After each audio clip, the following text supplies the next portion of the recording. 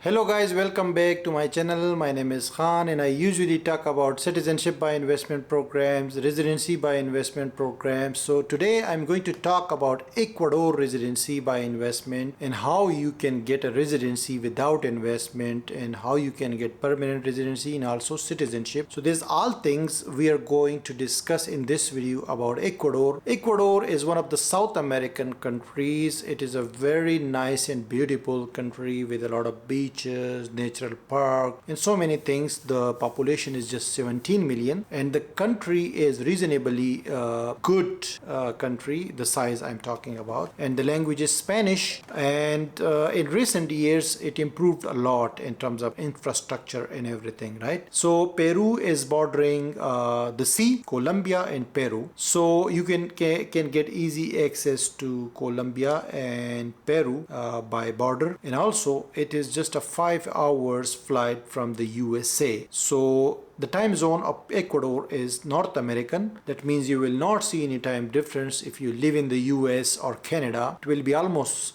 same time zone for Ecuador as well. Now let's talk about the visa options. The easiest option is to get a passive income visa. I always talk about this visa in my videos, and basically this visa, which is called Rentesta visa, is passive income visa, or you can call it a retirement visa, and you just need to show 1300 US dollars monthly income that should come from sources that are passive, like for example real estate income and fixed deposit income from the bank, or pensions coming for retired people, and also like dividends and intellectual property income all will count towards the passive income stream, right? So this is what you can show to get a visa, residency basically in Ecuador. The processing time is just 1 to 2 months, and after you get the residency in Ecuador, the good thing about Ecuador is it doesn't actually restrict you from leaving the country. So you can leave for as many days as you want and then come back to continue your residency. But remember, if you want to get a permanent residence or citizenship, then you have to live there. You have to prove that you live there at least for 6 months in 1 year. Then you can apply for permanent residency or citizenship. So permanent residency is possible after 2 years, and citizenship is possible after 4 years.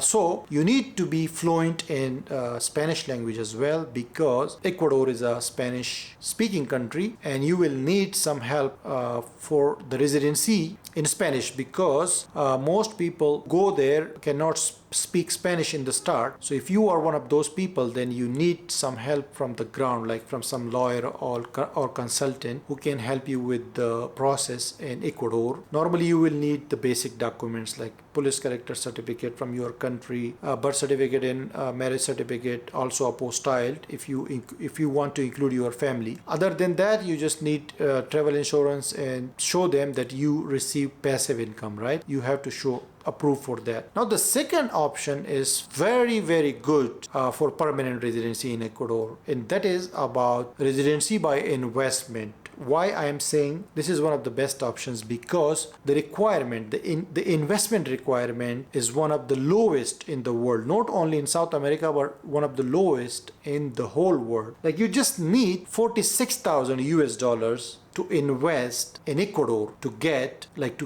be eligible for a residency that will lead to permanent residency after just 2 years and citizenship after just 4 years. And you are not actually restricted from traveling outside. Like you can keep your residency. If you just disappear from Ecuador for next 9 months or 1 year, you will still keep your residency. You just need to come back to renew your residency before it expires. But again, if you want to get permanent residency in citizenship, you have to stay there for at least 6 months in a year. So this residency by investment option is one of the easiest, and the income requirement are very low, like just 46,000 US dollars right now. And the options are so many options to invest this amount. Like you can invest in business, you can just deposit in the bank, and you can also get interest on that from the bank, because this will be a fixed deposit, right? And you can also buy real estate. Like which country gives you only 46,000 requirement to buy a real estate and then get residency that can lead to citizenship and also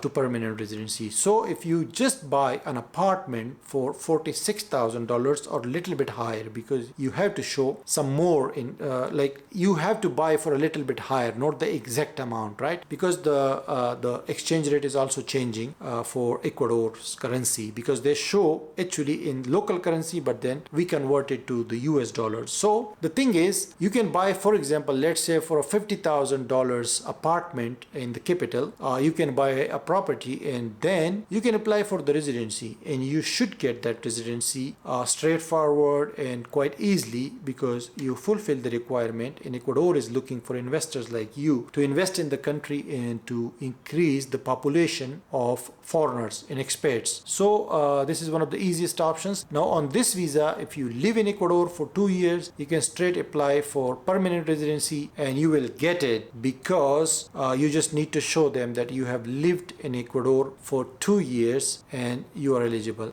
Now talking about citizenship in Ecuador, if you live there for 4 years, you can apply, you are eligible to apply for Ecuadorian citizenship, and then it takes like 1 to 2 years for the whole process, because you have to provide a lot of documents like police record and your health examination document and other basic documents like your birth certificate, and then you will be able to apply for citizenship and get it after 1 or 2 years. But the bad thing about Ecuador citizenship is that it doesn't give you access to so many countries like its neighbors, for example, Colombia, Peru, Argentina. These countries have like more free access to more countries. The passport is strong, but Ecuador passport is not that much strong, because it still requires a visa for the Schengen area and also for the UK. So all in all, you can have a free access. You can get free access to like